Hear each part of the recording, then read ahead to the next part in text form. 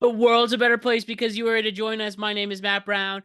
I am the host of the Productive Conversations podcast, and it is a Monday, the 9th the 9th of March, 2026, and we're here to discuss sports. We are reintroducing the sports productive conversation moving forward, no matter what, depending the season, unless noted, you can expect a productive conversation regarding all sports, an entire slate of sports content, and we will be discussing what's going on in the world of sports and everything that's going on in all the major leagues in the United States and beyond. And I'm excited to introduce this. We've been pretty much been doing this every Sunday for the last 4 years with the NFL and college football. Now we're doing it with all the other sports. So every Sunday/Monday, we will be doing a sports productive conversation. So, like today, going to talk about the World Baseball Classic, the NFL, college basketball, and UFC. And if noted, and if there's like something else going on depending on the season, obviously Sundays will be NFL in the fall and college football in the fall. We'll do a separate NBA productive conversation for the rest of the season from March all the way till June. And yeah, whatever the season, whatever the sport, we'll have a productive conversation regarding it. And of course, if there's a big news story in sports, if it's needed for an emergency productive conversation, we'll obviously do that. And we'll do instant reactions to games, specifically my favorite teams. So, instant reactions to every Yankee game and Met game in the playoffs. We'll do that. Every Knick game in the playoffs, we'll do that. And what else am I missing? We obviously do every Giants game, regular and postseason. Jets game every regular and postseason. We'll do the NHL. Obviously, no Rangers in the postseason this year, but when it's that time, we'll do it then. And yeah, this is going to be what we're going to do. This is what we're going to be doing moving forward. So it's great to have each and every single one of you to talk about what's going on in the world of sports. And this is the brand new sports productive conversation every Sunday/Monday. And let's begin this new era, this new chapter. And before we do, I just want to remind you to like and subscribe to the Productive Conversations podcast on all podcasting platforms and YouTube. And and don't forget to check out exclusive content regarding the show across all social media platforms. We're on Instagram at Productive Conversations Podcast. X and Twitter at Proud Cobble Pod. We're on TikTok at Productive Conversations and Facebook at Productive Conversations. And TikTok at Proud Cobble Pod, excuse me. So yeah, busy show. We were off all last week except for the UFC 326 preview. We're back at it. And I think we'll be doing shows every week up until late June, early July moving forward. So we're obviously excited for that. And let's keep it going. We are gonna continue doing our clips. We just needed a nice recharge, and luckily we got that. So, available right now for this week, we have a sports productive conversation regarding World Baseball Classic, NFL, college basketball, and the UFC right here on this particular episode. We have a separate NBA productive conversation. NBA shows will happen weekly moving forward until the last game of the NBA Finals. So, that's going to be discussed. And then it's discussed on Sundays. And then this week, next to our two shows for a Monday, Tuesday, we'll do the tweet cap, talk about what's trending in sports news, entertainment, and culture. We'll have the crew back for that. And we'll be back on Thursday. Sorry, we'll be back on Friday for another productive conversation, another tweet cap. So, two sports conversations available now on all podcasting platforms and YouTube, this and the NBA show. And then we have a tweet cap talking about what's trending in our world on Tuesday and Friday. So here we go. Let's have some fun. Let's start talking about the World Baseball Classic. What is this? The fifth iteration of this, the big international baseball tournament. 16 countries all competing to be the best in baseball. And this tournament gets more and more exciting as the years go by. Whether it's any of these Latin countries the passion from the Dominican Republic, Puerto Rico, Venezuela for 3 teams, Mexico.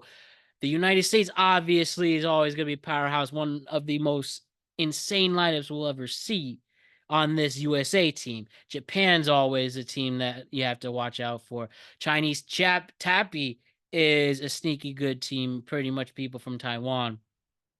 And Australia, Netherlands, Panama has been making some noise. So at the time of this recording on Sunday night, with Pool A, Puerto Rico leading the pack. They have won 2 games, including a walk-off against Panama. Canada and Cuba also in strong positions, while Colombia and Panama are struggling at 0-2. USA is off to a dominant start. They defeated Great Britain 9-1.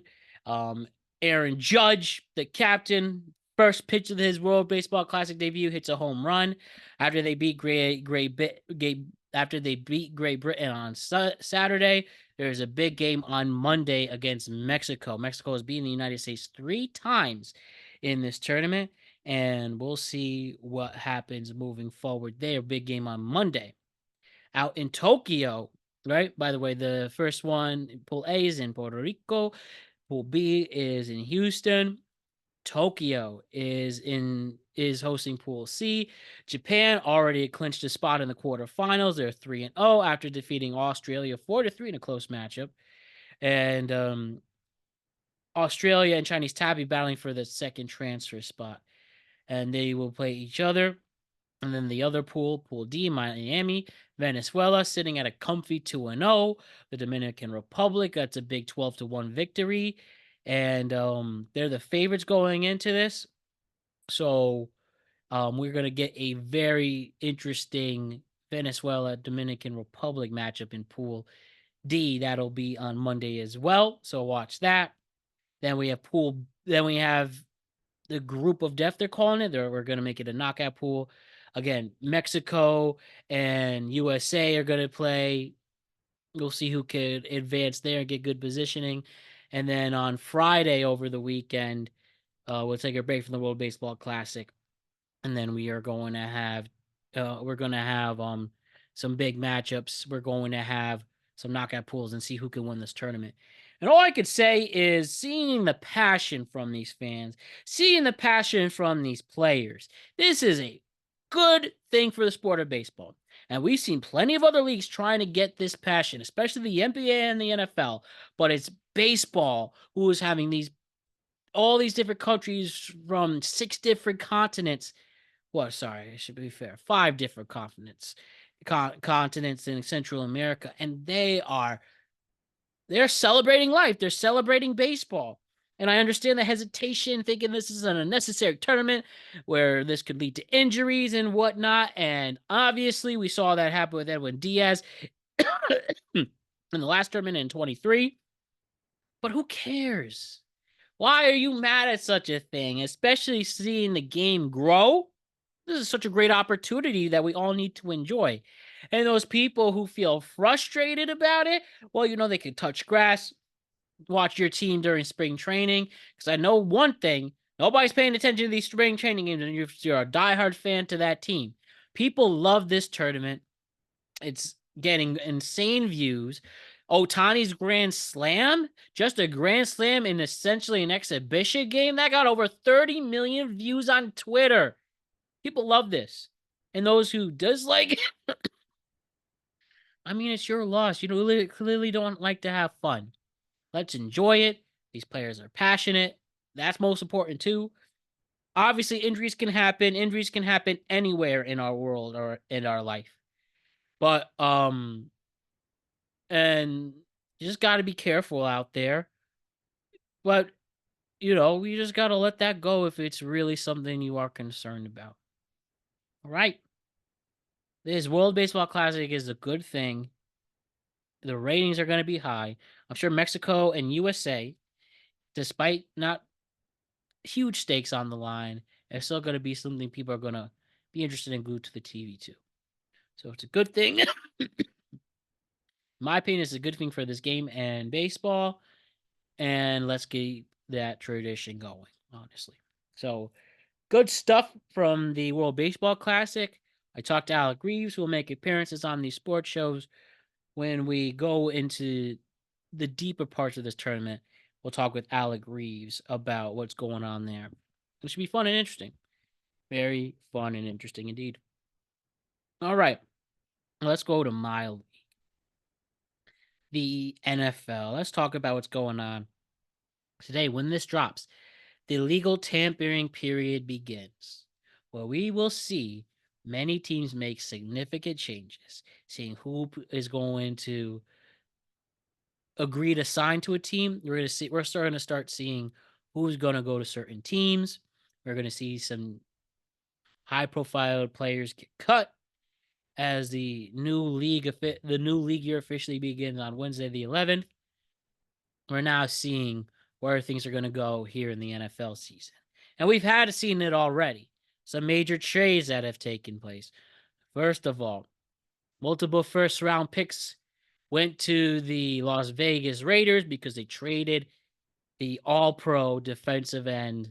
They traded the all pro defensive end Max Crosby.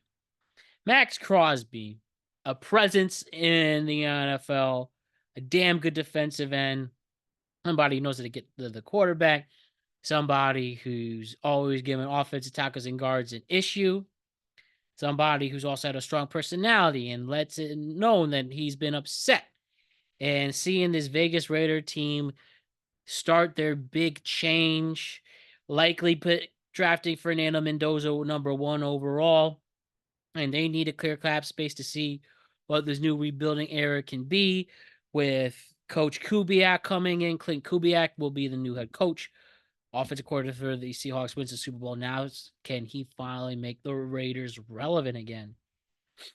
And Max Crosby going to the Baltimore Ravens, the Ravens team that has been year after year after year in the Lamar Jackson era, losing these major games. I don't necessarily think it's not on the defensive side of the ball. It's more of shortcomings from the offense, but we digress. John Harbaugh is leaving the Ravens. He's going to the Giants. And that's it. And then the Ravens with their new era with Jesse Minter as the new head coach. And I don't think this move is definitely interesting. This is this is a veteran team for sure.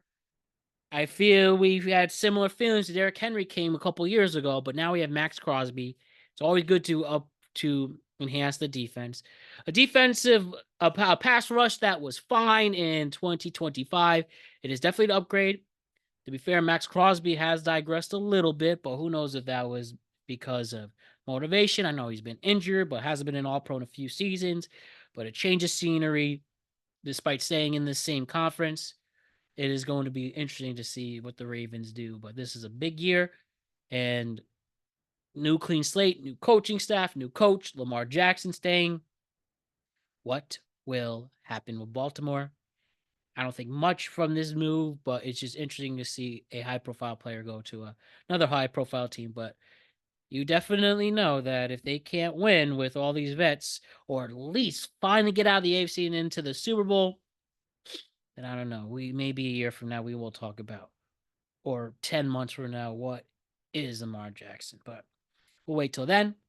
Some other significant trades that happened: DJ Moore to the Bills, and that is another one.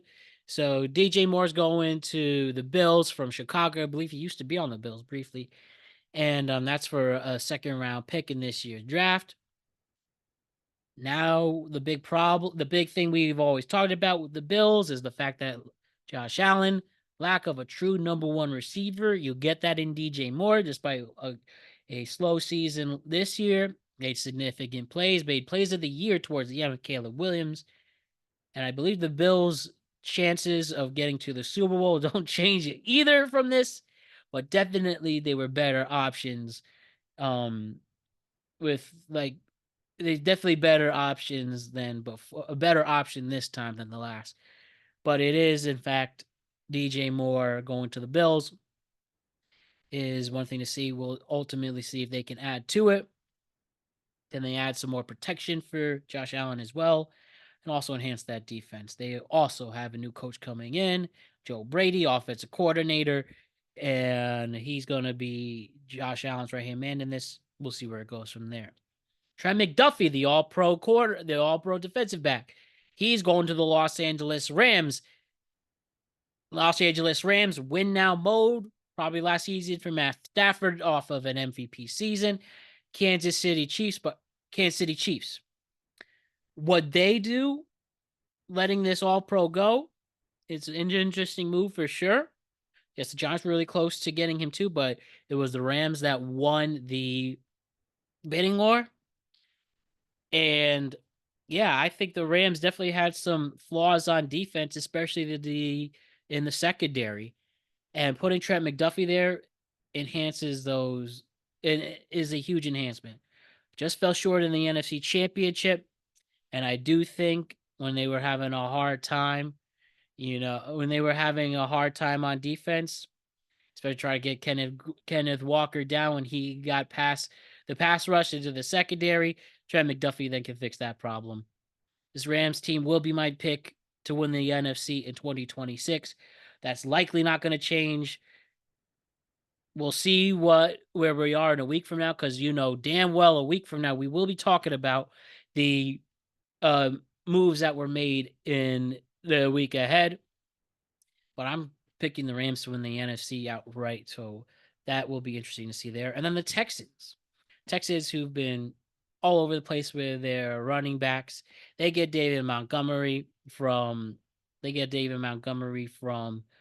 Detroit, and they're trying to enhance that backfield, shake off the terrible end to the season this past year. They had the best defense in the NFL overall in 25. I think likely they will have a top defense in 2026 as well. You extend Hunter, the pass rusher, for another season. Damn, $41 million, and he deserves it. But the Texans, they have to wipe off and convince people that they're legit. And CJ Stroud has to have a big season next year. And having David Montgomery in that backfield is a big enhancement for Houston. And then regarding the franchise tags, the players who you say you're going to stay with us. How about Danielle Hunter with the big 1-year extension for the pass rush to continue that lethal defense in Houston? Daniel Jones gets a franchise tag. He will remain in Indy. You'll likely see him with the starting position. His season got cut short last year with a lot of success. Enhance that offensive line. Watch what happens. George Pickett stays with the Cowboys. I think that is a move to go there. I guess they fell short with the Max Crosby sweepstakes. We'll see if they can add another receiver during this free agency period this week. And then Breece Hall, even though he probably doesn't want to be a Jet, he will stay. I mean, the Breece Hall, when healthy, he is a lethal running back. A significant downgrade a year ago, but we'll see if he can have a bounce back season. And then, as the season goes on, as we get closer to the draft, there's a solid 6 weeks. We'll have a draft show in April. April 23rd is the NFL draft, the first round. We're starting to see, we knew the quarterbacks coming in who are coming out, and now we're starting to see some of the the skill players and where they're going to go. Lorenzo Styles Jr., a safety from Ohio State, might be going to the Giants, who need to enhance that secondary, especially get a good corner. They didn't get McDuffie. I think Styles Jr. would be interesting pick there. Especially the Oregon tight end gets some noise. Kenyon Sadiq. He might be one of the fastest tight ends if he's drafted. We'll see what happens moving forward there. Obviously, Fernando Mendoza Jr., like your first round pick, your first overall pick. But other players that have been gaining interest for someone like at number 2 with the Jets, Garrett Nussmeier, the LSU quarterback who got hurt, but he looks like he's coming out, and Ty Simpson. We'll see what the Alabama quarterback can do. I don't think he'll do much in the pros, but that's still another option. But we'll definitely talk more a week from now with the NFL moves that are made, but those are the moves being made right now, that have been made right now, the ones that I just mentioned, and then the rise in stock for these draft picks. So we'll talk about all that in the coming weeks. It is March. What that means, March Madness, and at this point in March, about to hit mid March, the first week is done. We have the conference tournaments take place, right? So we're excited for the conference tournaments that will begin, and we'll see who will try to get bids to the NCAA tournament, get a higher or lower bid.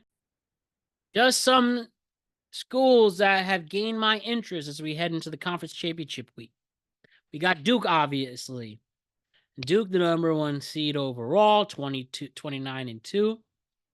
We're starting to see Duke get to dominance again, killing it with the quad one wins, being very dominant. They destroyed UNC over the weekend. That's a team to look into. Number 2 ranked Michigan has been getting some noise. They've won 15 conference games in a row, should be a big favorite going into the Big Ten tournament. And a nice 90-80 victory over Michigan State gets them some big momentum going in. Arizona, third-ranked Arizona in the Big 12, and the Big 12 are getting a lot of interesting noise coming into this tournament. And it's just their second year in the Big 12, remember, but the Wildcats, they're going to be number 1 seed in the Big 12 tournament, and the Big 12 tournament will be the most interesting of all the conference tournaments, and I think they're going to have the more dominant teams going into March Madness. Arizona's been good this year. Houston, Kansas, Texas Tech, they are going to be teams to watch out for going in this tournament. And we also got UConn. Should be big favorites in the Big East. It's pretty much going to go down to St. John's and UConn. 2 games against each other, 1 blowout, 1 a closer win. Dan Quinn, despite getting ejected and vying for ejected against Marquette this past week, I do think he's preparing the team the most. And even though I think people are turned off by his authoritative coaching style, it's still producing wins. UConn looks like a great team. There are times that I've watched this year that I think that UConn can win it again with Dan Quinn. He decided to not go to the NBA for a reason. He wants to make this a powerhouse school, and getting that second tournament win will be crucial for it, or get back to the Final Four. On a UConn team that knows how to shoot, play defense, make their 3 throws, that's the team to watch out for. And despite my bias being from Connecticut, but watch out for what's going on there. And that's what I have going conference championship weeks.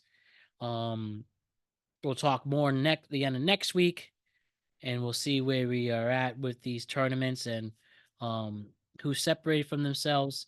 Then a week later, we got the Selection Sunday to look out for. Apologies from my producer. The Selection Sunday will be a week from today. So we will do we will talk about that on the tweet cap briefly. On next Tuesday, we'll talk about that. What's going on with Selection Sunday. Actually, no, I'll do a separate show for Selection Sunday on Monday. So actually on Monday, a week from now, we'll look at the Selection Sunday. We'll look at the 68 team tournament. We'll pick a Final Four, and we'll take it from there. So Selection Sunday, a week from today. I look forward to seeing where the tournament goes from there.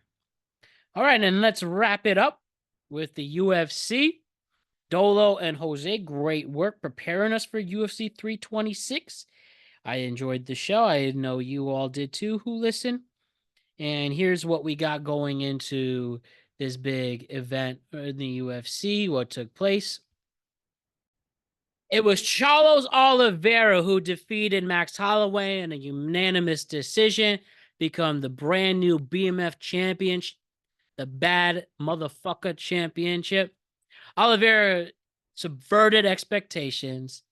While people thought this was going to be a shootout, I saw Oliveira just be dominant this whole match. And Bro was grappling. Bro was dominant using his wrestling style, and he controlled the ground for nearly the whole match. Holloway really was outmatched. He didn't look like he had a shot. And Holloway, yes, Holloway had a hard time, and Oliveira was the one to be the champion there. One of the great light heavyweights ever. He was the top of the card there. Borello versus Renier de Riddler. He won by unanimous decision. Rojas Jr. got a big milestone victory over Rob Font. Drew Dauber added a knockout to his record. He defeated Michael Johnson. And then it was Rodriguez who avenged his loss in 2023 to Bruno Ferreira. He won with a brutal first round knockout. The only match that I saw was the Holloway and Oliveira match. And just seeing Oliveira dominate throughout was something that really caught my eye as a growing fan of UFC. And the big thing that was also interesting was the announcement of the White House card. We have the big White House event, Freedom 250, a UFC event that's going to take place on the White House lawn. The big matches to watch out for there. We got Ilya Topura versus Justin Gaethje for the lightweight heavyweight title, and Alex Pereira versus Kirill Gain for the interim heavyweight championship. And I believe if Pereira wins, that will mean he will have a title in 3 different weight classes for the UFC. Immediately following the main event, Dan Hooker criticized Oliveira's emotional reaction to the BMF title, and that led to a heated exchange on social media. Hopefully, they will meet each other in the octagon. No, Conor McGregor announced for the White House event, but he was talking shit on social media, and hopefully, we'll see once and for all if he will get his ass back in the UFC. But those are the updates there. I'm a growing UFC fan. I can't break down the fights like Jose and Dolo do, but I'm learning. And hopefully in the near future, I could join in on the conversations, especially with the White House fight, the White House card. Whether you're interested into it or not, I do think it's something new and something we won't forget.